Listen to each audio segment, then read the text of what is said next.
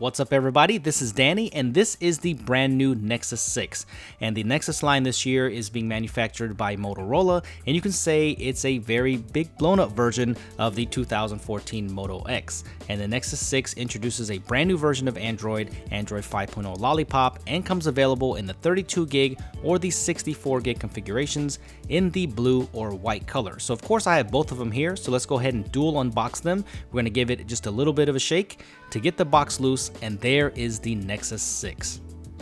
Both of the colors have the exact same unboxing experience, so I'm going to unbox one of them and then compare the colors later on in this video. So let's go ahead and push this white Nexus 6 to the side, see what else comes in the box.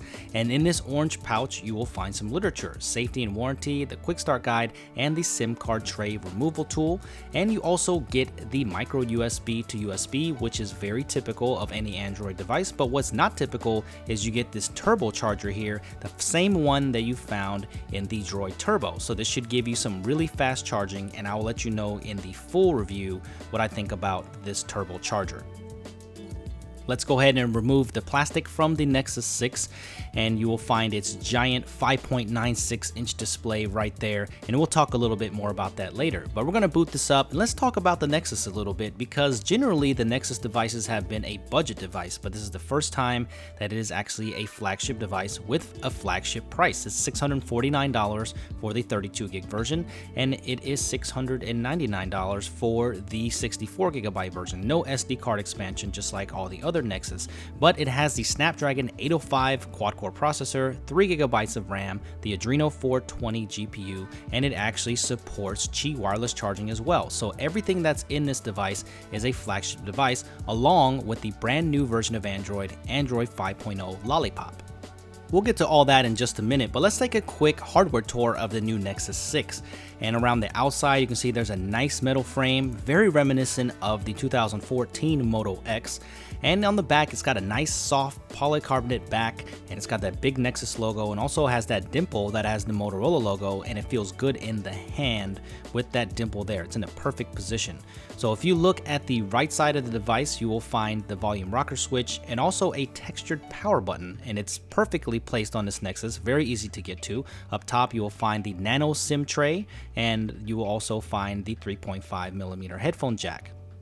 On the bottom, you will just find some antenna bands and the micro USB port, and on the opposite side, you'll find nothing, just that beautiful metal trim design.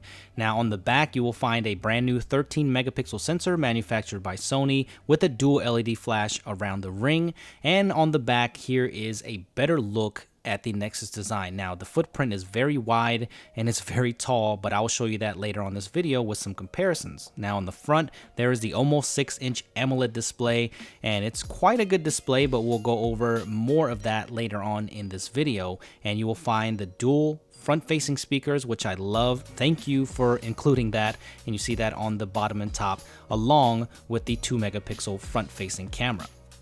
I'm surprised that Google and Motorola decided to go with such a huge footprint for the brand new Nexus 6. I mean, it's wide, it's tall, it's one of the biggest devices I've ever used. So I have to use this for a couple of weeks to see if it's manageable in my pocket. But if you want to know what it looks like in comparison to some of the most popular large devices out there, then let's go ahead and compare them. On the left is the Galaxy Note 4, on the right is the iPhone 6 Plus. So if you look at it versus the 6 Plus, the Nexus 6 is actually doing pretty well, because the 6 Plus has a 5.5-inch display, while the Nexus 6 has almost a 6-inch display.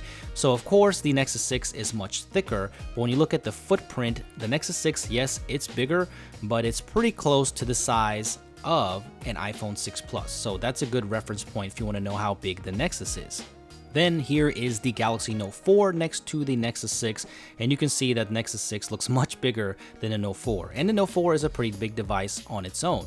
So like I promised earlier, here is the comparison of the two colors. There is the blue color and the white color of the Nexus. Really, there's not a whole lot of difference here. The one thing that you're going to notice is that there is a blue metal trim on the blue version, which I think looks quite nice, and the white version has the silver metal around it. But one thing that you're going to notice is that the blue one is a fingerprint magnet in comparison to the white one. So if you don't want a whole bunch of fingerprints showing up, you're definitely going to go with the white version. But from the front, you cannot tell on both of these colors at all, because it looks exactly the same.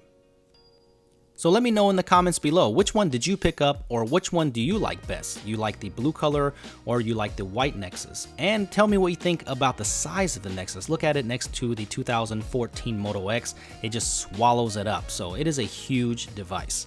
As I promised, let's go back to this display. Now, this is an AMOLED panel, so it looks quite good, but there are a few concerns here in my initial testing that I want to address. Now, it is a little bit warm for my taste. You're not going to see this on the video very well, and it's got some color shifting as well. When you're looking at it head on, it is a little bit yellow, but then when you actually move it around a little bit, you'll notice that the whites kind of go back to where they need to be. Now, the text is very sharp on this, but it looks like maybe the icons are not quite optimized, so they do look a little bit muddy, but overall, the panel looks fairly sharp. So there are just a few concerns about it, and it's not the brightest display out there either, so that is a problem. I have had no burn-in problems so far with my version of the Nexus 6, and I haven't seen that at all. But the one thing that I do like about this device is the dual front-facing speakers. It makes media experience very, very good, and I really enjoy watching YouTube videos and TV shows on this display and speaker combo. So it's not as good as the HTC One M8 maybe, but it's fairly close. It's nice and loud, and I really like the multimedia experience of the brand new Nexus 6. While the hardware is great, I think the biggest star of the show here really is Android 5.0 Lollipop, and this is the biggest change to Android ever since its inception, and I think a lot of people would agree that this is the best version of Android that's ever been released. And from using it for about a week now, I absolutely love Android 5.0. Everything looks so fresh on it, so familiar as well, because a lot of the functions are the same, but I love the new lock screen. I love the way that the notifications interact, and it looks like everything that you do on Material Design here, there's always some type of reaction. It feels like you are interacting with an OS. It's not plain, it's not boring. There is the new card interface there. The one thing about the card interface, I just wish that there was a kill-all switch. I'm not sure why that is not present here on stock Android, but look at everything is so fluid and everything is so responsive. Now, don't get me wrong, this is not perfect. There are some hiccups here and there. I have enjoyed a few hang-ups and some freezes here and there, but for the most part, Android 5.0 has been a great experience on the Nexus. So I think this is exactly what Google wanted to do, is pair the best hardware possible with its best software possible. So I think you're getting a great experience here on the Nexus 6. So I'm going to do a full review of Lollipop, and once I use it for an extended period of time. So make sure you stay tuned to the channel for that. But just on general day-to-day use for a week now, I've really enjoyed Android 5.0 Lollipop. I think I must have to say it is the best software, mobile software experience on the market right now, I think. So let me know what you guys think if you've guys used Android 5.0 Lollipop, and if you have it on your Nexus 5 or your older Nexus devices. But you can see here, I love the new animations. Just can't say enough about 5.0 Lollipop. It is just fantastic.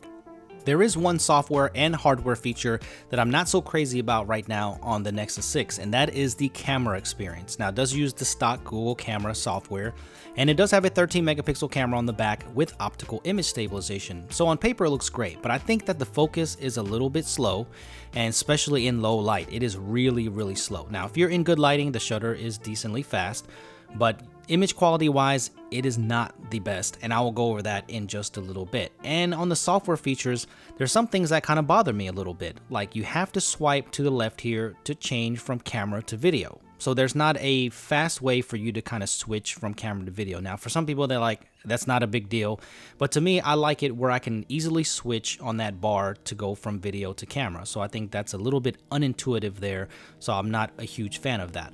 But you do get photosphere, panorama, lens blur, which means you can focus after the fact. And you get a few other things there, but nothing that's too notable. Now, on the back camera, you do get a 13 megapixel resolution, but you can shoot wide at 16:9 at 9.7 megapixels. And front-facing camera shoots 1080p video, but the back camera shoots Ultra HD or 4K video, which I will give you a separate video of that, so stay tuned to the channel there. I'm going to do some cinematic 4K video and show you what this camera can actually do. But I did take a few images here, and in good lighting, it can take some nice pictures. And as you can see, the white balance is not quite correct here, but you can get some very nice and sharp photos with the Nexus 6. So it's not that it's a terrible camera, and the dynamic range is okay. But when you start to get into macro, you can see that some of the focus is a little bit soft. The colors are a little bit crazy when you get indoors. So you can see here, it's a little bit fluorescent. That green was not that fluorescent in the actual place itself. Now, when you start getting into low light, when you get decent lighting, you can start to see a little bit of grain. It starts creeping in. But what's awesome is you have HDR plus. Look at how much difference there is there on the HDR plus. So I think that if you can keep HDR plus on all the time, you will get a much better picture, but it's also much slower to get HDR plus. So you can't do that all the time if you want to snap something very fast. So you get a lot of this in low light here, lots of blurring, you get lots of noise that's creeping in. So I'm really disappointed in the low light of the Nexus 6 right now. But I think a lot of this can be fixed with software, so I'm hoping to see a lot more software improvements before I do the full review. So you can see that the details are very soft. It tends to overexpose a lot in low light or in bad lighting conditions. So stay tuned and I will let you know if there are any improvements to this camera on the Nexus 6. But on initial impression, I'm not that impressed with it. So I'm going to touch on one more thing before I leave, and that is the battery life. Now, the Nexus 6 has a 3220 milliamp battery, very large battery, so it should perform well. But in my testing, it's just mediocre. I mean, average, I'm getting about 4 hours of screen on time, maximum 5, and I'm getting sometimes even less than that. So I'm getting much better battery life on something like the Samsung Galaxy Note 4 and the iPhone 6 Plus. So when it comes to the battery, I'm not so impressed with it right now. So hopefully, once again, this can be fixed by software, and this is with 50% screen brightness. I think 50% brightness is perfect when it comes to battery testing, and right now it is just not impressing me. So what do you guys think about the brand new Nexus 6? Is this something that you want to get? Now, I really love the clean stock Android feel of Android 5.0 coupled with this nice screen, and it does feel quite good in the hand. I just feel like I have to put a case on this though, just because of the way it feels in the hand. I think it's very drop prone, but I like the way it feels with that Motorola dimple on the back. So overall, I just got to give a little more time with this Nexus to see what I really think about this. I think this is something that you just have to use for a while because it is just so much bigger than all of the other Android devices out there. Even this OnePlus, I mean, this is a 5.5-inch display, and the Nexus just makes it look very small. So make sure you subscribe to the channel today and let me know what you guys think of the Nexus 6 and what you want to see in my further and more extensive review. And make sure you follow me on Twitter at SuperScientific if you have any questions. And thanks for watching this video, guys, and I will see you in the next one.